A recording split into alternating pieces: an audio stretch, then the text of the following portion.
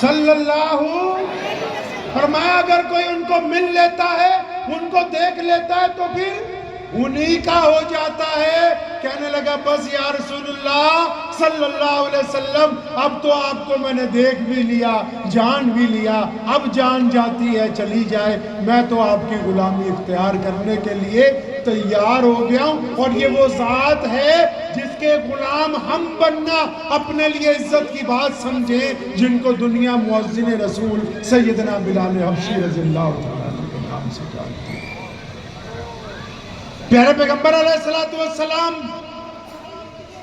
نبی علیہ السلام مکہ مکرمہ میں ہیں۔ سنو نبی علیہ السلام کی کیا مزاج ہے، نبی علیہ السلام کی کیا جرتیں ہیں، نبی علیہ السلام کا کیا یقین ہے۔ وہ بیت اللہ میں گئے، عثمان بن طلحہ کو کہا کہ بیت اللہ کی چابی دو رکعت نماز پڑھنی ہے، کیونکہ ہجرت کے دن آ گئے تھے۔ عثمان بن طلحہ کو تو یہ بات نہیں پتا تھی کہ ہجرت پہ جا رہے ہیں، لیکن چابی اسی کے پاس تھی، کعبے کا چابی بردار وہ تھا۔ رسول اللہ نے کہا چابی دے دے، تو نعوذ باللہ آگے سے بڑی تلخ بات کہی۔ انہوں نے تلخ بات کہی، کیا کہنے لگے؟ نعوذ باللہ کہنے لگے کہ اگر قبیلہ قریش کا کوئی بچہ بھی آ جائے، اس کے لیے بیت اللہ کا دروازہ کھول دوں گا، آپ کے لیے نہیں کھول سکتا۔ سنو پیارے پیغمبر علیہ السلام نے کیا کیا۔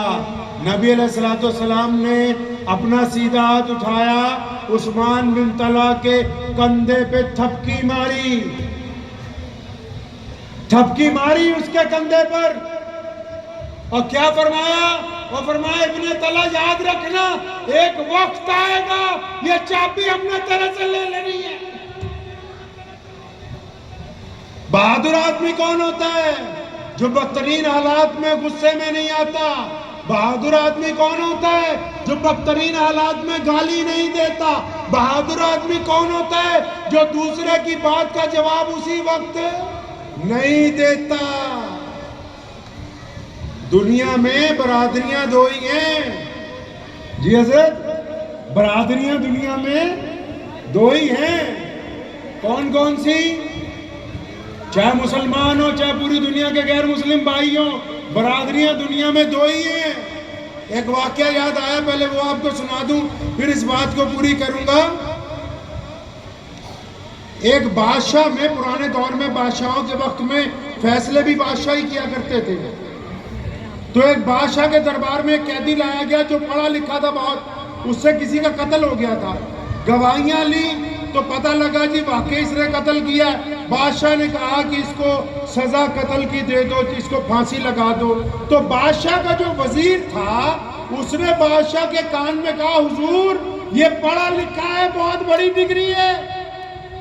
اس دور میں ہر بندہ پڑھا لکھا نہیں ہوتا تھا کہ حضور یہ تو بہت زیادہ پڑھا لکھا ہے، پھانسی دینے کی بجائے جیل میں رکھ لیتے ہیں، کبھی کوئی مشورہ کرنا پڑ جاتا ہے، کوئی ترجمہ کروانا پڑ جائے گا، کوئی بات پوچھنی ہوگی تو اپنے کام آئے گا۔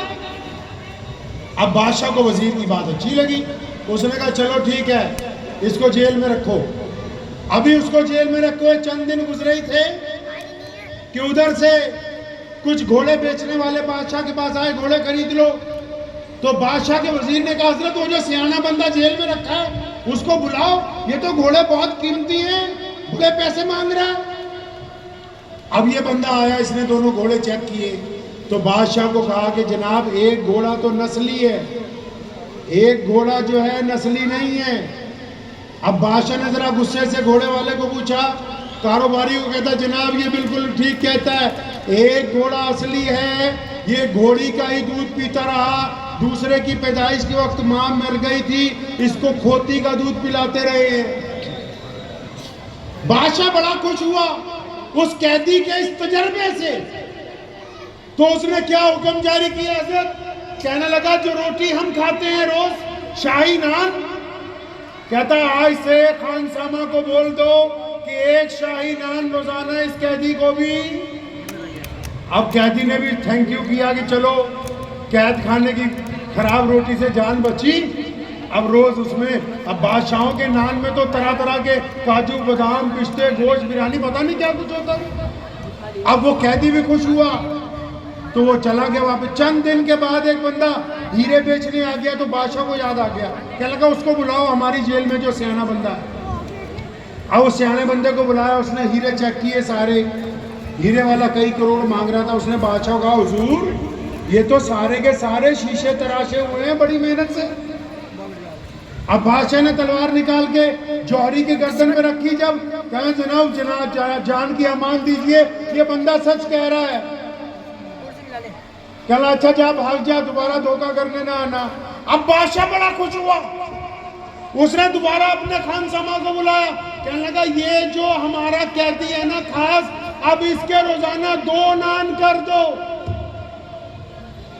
اب جب اس نے کہا نا 2 نان کر دو, یہ جب قیدی واپس نکلا نا دربار میں سے تو یہ آہستہ آہستہ کہنے لگا یہ بادشاہ بھی نکلی ہے, یہ بھی اصلی نہیں ہے. کہندا یہ بھی نکلی ہے. اب وہ آپ کو پتہ ہی ہے مخبر تو ہر جگہ ہے جی, انتہا ہوتی ہے بادشاہوں کے تو ماشاءاللہ چھوٹے چھوٹی رپورٹ پھٹافٹ پہنچتی ہے منٹوں منٹ کی. اب وہ فوراً سپاہیوں نے, ابھی جو قید خانے بھی نہیں پہنچا, سپاہیوں نے سیدھا بادشاہ کے کان میں کہ حضور آپ تو ذرہ نوازی کر رہے ہیں اس پر, آپ تو اس پہ محبت نچھاور کر رہے ہو, لیکن یہ دیکھو اس نے تو آپ کی ذات پہ سوال کر دیا, یہ تو بہت بادشاہی نکلی. بادشاہ کہتا اچھا پکڑ کے لاؤ واپس. جب واپس پکڑ کے لائے, بادشاہ نے اسے کہا ہوئے تو نے یہ بات کہی ہے.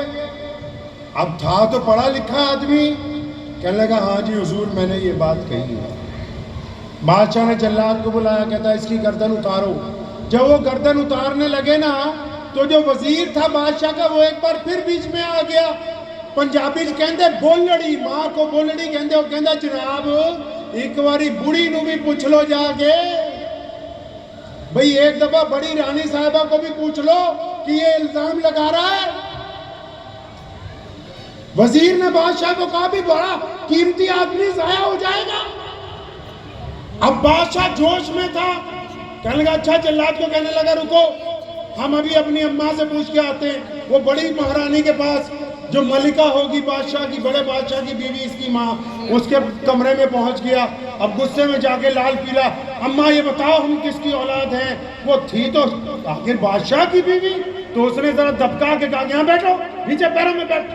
جب یہ بیٹھ گیا پیروں میں, کہنے سن اگر تجھے شوق ہے کہ تو کس کی اولاد ہے, کہنے لگی میں اور اس ملک کا جو بادشاہ تھا ہمیں اللہ نے اولاد دی نہیں, ہم پریشان تھے کہ ہمارا خاندان کیسے آگے چلے گا, یہ سلطنت ٹوٹ جائے گی, بغاوت پھیل جائے گی. ہمارے گھر میں جو خانسامہ ہے تو اس کی اولاد ہے, اس کی بیوی کے پیٹ سے پیدا ہوا, ہم نے اس سے لے کے تجھ کو پالا. بادشاہ نے وہیں شمشیر رکھ دی, سیدھا اس سرانے کے پاس, کہنے لگا سچی سچی بتا تو نے مجھے پہچانا کیسے ہے,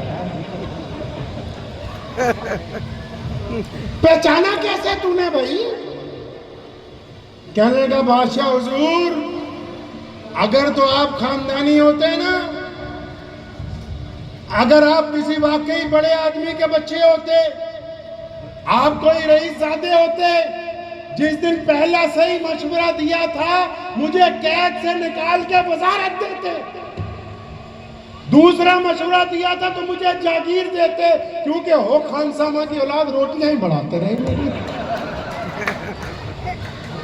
تو یہ بات سمجھ لو جن کو فخر ہے, خان صاحب, چودھری صاحب, انصاری صاحب, پٹھان صاحب, ملک صاحب, قریشی صاحب, میر صاحب, ڈار صاحب, میمن صاحب, پٹیل صاحب, جن کو فخر ہے وہ برادریوں میں فخر نہیں ہوتا, ریت ملوک نہیں ہوتی, ذات ملوک نہیں ہوتی, ریت ملوک ہوتی ہے.